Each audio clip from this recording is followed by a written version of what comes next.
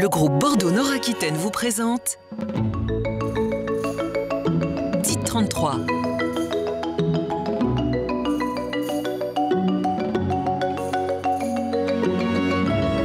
Dites 33. Dites 33. Bienvenue dans ce nouveau numéro de Dites 33 consacré aux représentants des usagers. L'un de vos proches ou peut-être vous-même êtes hospitalisé dans un établissement de santé. Vous rencontrez une difficulté administrative ou un problème médical. Que faut-il faire? Les réponses tout de suite dans Dites 33. Monsieur Rougier, vous êtes le président de l'association des malades et transplantés hépatiques du Sud-Ouest. Pour commencer, est-ce que vous pouvez nous dire quelques mots de cette association? Bien sûr, je suis d'abord au départ moi-même greffé. Du fait que je suis greffé, j'ai eu la chance donc d'être en relation avec le médecin transplanteur qui est le professeur Sarik, qui a créé en 1991 cette association. Actuellement, le but de l'association, c'est quoi? Le but de l'association, c'est d'apporter ce soutien moral et psychologique aux greffés, essayer de faire comprendre la nécessité de la greffe, parce que des gens, la greffe, ils appréhendent énormément. On va parler de votre autre fonction. Vous êtes aussi représentant des usagers. Est-ce que vous pouvez nous expliquer ce que c'est? Je suis représentant des usagers. En tant que président d'association, nous sommes aperçus qu'en tant qu'association agréée, on a été sollicité, si vous voulez, par l'ARS, si vous voulez, pour être représentant des usagers suite à la loi du 4 mars 2002. Donc j'ai bien entendu accepté et j'ai même auprès de notre association essayé de désigner 2 personnes supplémentaires qui sont bien entendu volontaires. C'est un engagement pour être représentant des usagers. Alors à quoi consiste un représentant des usagers? Si vous voulez, le but du représentant des usagers, c'est d'essayer d'apporter un soutien, si vous voulez, aux personnes usagées dans les établissements de santé qui, s'ils ont des problèmes, essayer de le faire respecter, essayer de les soutenir. Je prends par exemple au niveau s'ils ont un mécontentement, que ce soit verbal ou écrit, essayer de les défendre parce que essayer de les défendre.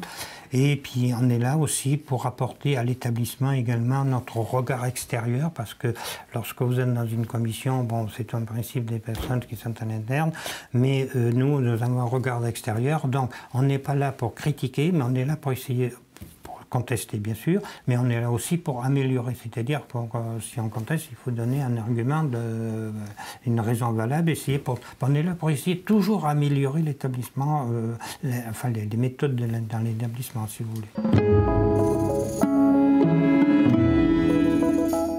Michel Laforcade est le nouveau directeur de l'ARS d'Aquitaine, un poste qu'il occupe depuis déjà plusieurs mois. Eh bien, l'Agence régionale de santé est une nouvelle institution qui a été créée au mois d'avril 2010, qui a donc des compétences sanitaires de 4 types.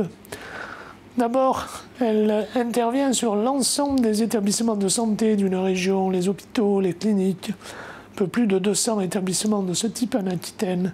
Elle leur attribue les ressources, elle les contrôle et elle les planifie. Elle intervient aussi, deuxième mission, sur l'ensemble des établissements médico-sociaux, c'est-à-dire l'ensemble des maisons de retraite, des établissements pour handicapés. Il y en a plus de 1200 de ce type-là en Aquitaine. Là aussi, pour les contrôler, leur attribuer les ressources. Troisième et avant-dernière mission, elle s'occupe de santé publique, la sécurité sanitaire, la lutte contre les infections nosocomiales à l'hôpital, par exemple, mais aussi toute la promotion d'une politique de prévention, de promotion de la santé, de dépistage, de vaccination. Et enfin, elle a une dernière mission autour de tous les professionnels libéraux, médecins libéraux en particulier, favoriser notamment de nouveaux modes d'exercice de la médecine dans des maisons de santé pluridisciplinaires et plus globalement lutter contre la désertification médicale. Eh bien, la démocratie sanitaire est une notion à la fois très ancienne. Les médecins parlaient souvent d'alliance thérapeutique, de faire en sorte que le patient soit aussi un acteur de sa propre santé.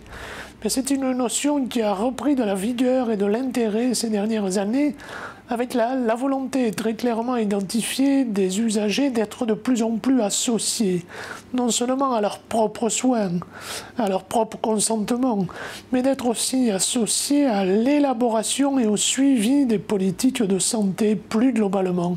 Il y a donc une dimension individuelle, je veux être acteur de ma propre santé, et une dimension plus collective qui renvoie bien à la notion de démocratie, les usagers souhaitant peser collectivement sur les décisions des pouvoirs publics en matière de santé.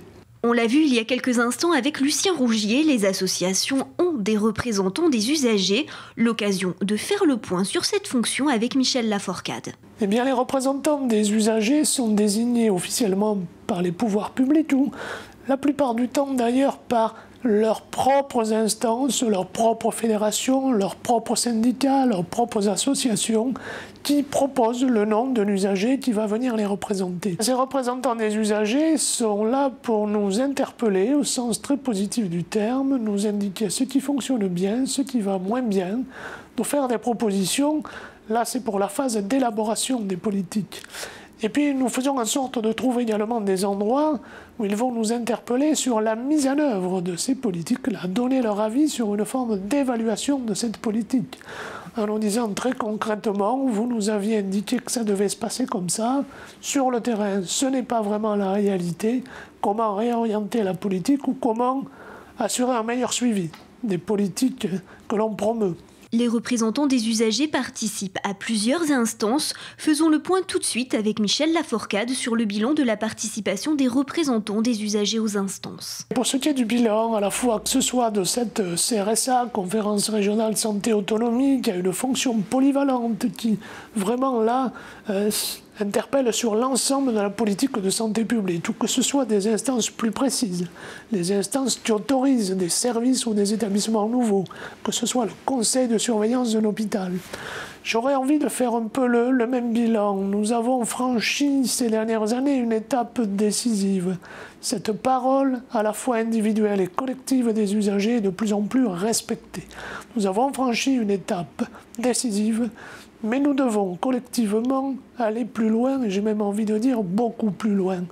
Il n'y a pas encore dans notre pays une vraie tradition consumériste, comme dans quelques pays scandinaves ou anglo-saxons, où les usagers, ou tout simplement les clients, dit-on dans d'autres domaines que dans le domaine de la santé, eh bien, ont l'habitude de se rassembler pour peser collectivement, pour influencer le monde de l'industrie, ou en l'espèce le monde de la santé. Cette tradition consumériste, elle est encore à construire.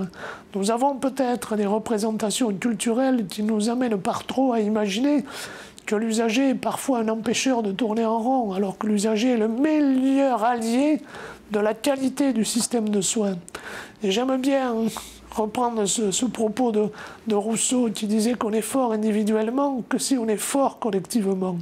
Eh bien, les usagers seront forts individuellement, dans leur maison de retraite, dans leur lit d'hôpital, s'il y a aussi derrière eux toute une force collective qui est susceptible de les aider, tout simplement, et d'aider les professionnels de santé ou les pouvoirs publics, comme une ARS, à modifier, réformer le système de santé à l'aune de la seule chose qui a vraiment de l'importance, c'est-à-dire le réformer pour que les prestations s'améliorent en qualité.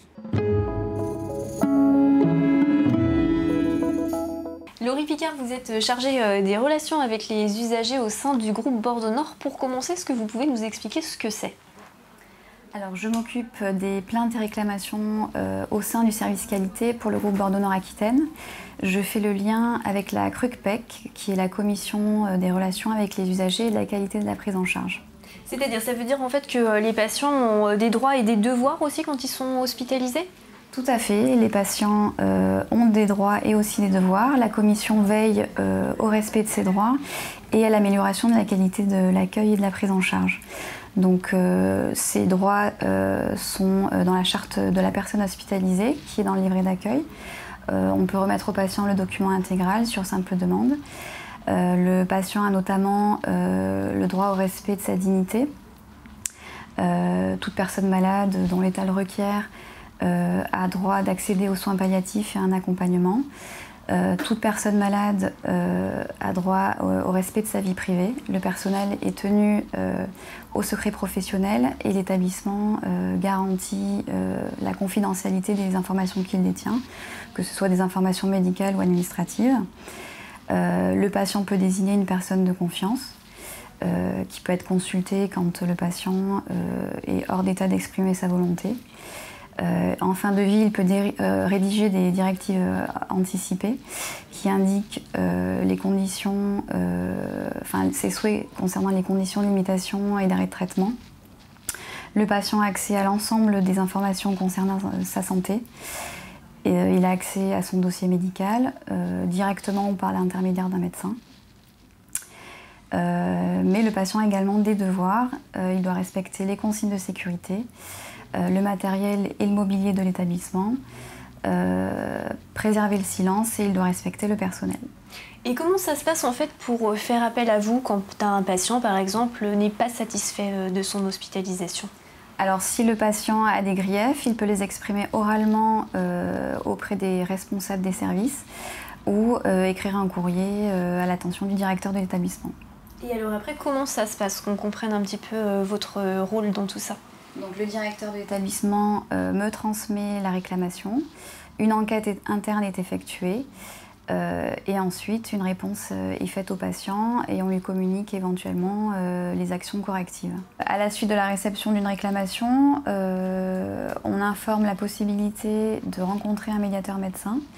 Les médiateurs sont là pour accompagner les patients, les informer sur les voies de recours qui sont à leur disposition et répondre à leurs questionnements concernant la prise en charge médicale, paramédicale et administrative. C'est donc à vous que l'on s'adresse pour tout ce qui concerne les réclamations et les contentieux?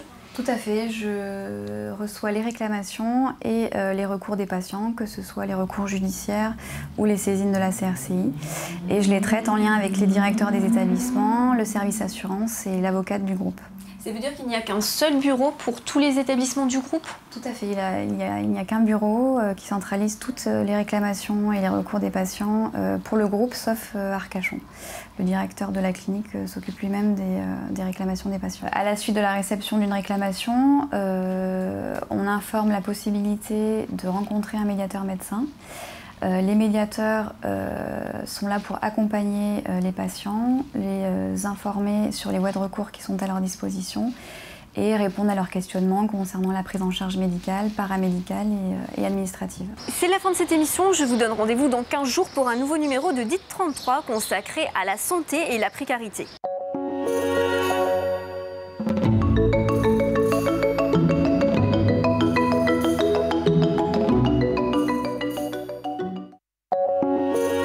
DIT 33 avec le groupe Bordeaux Nord-Aquitaine.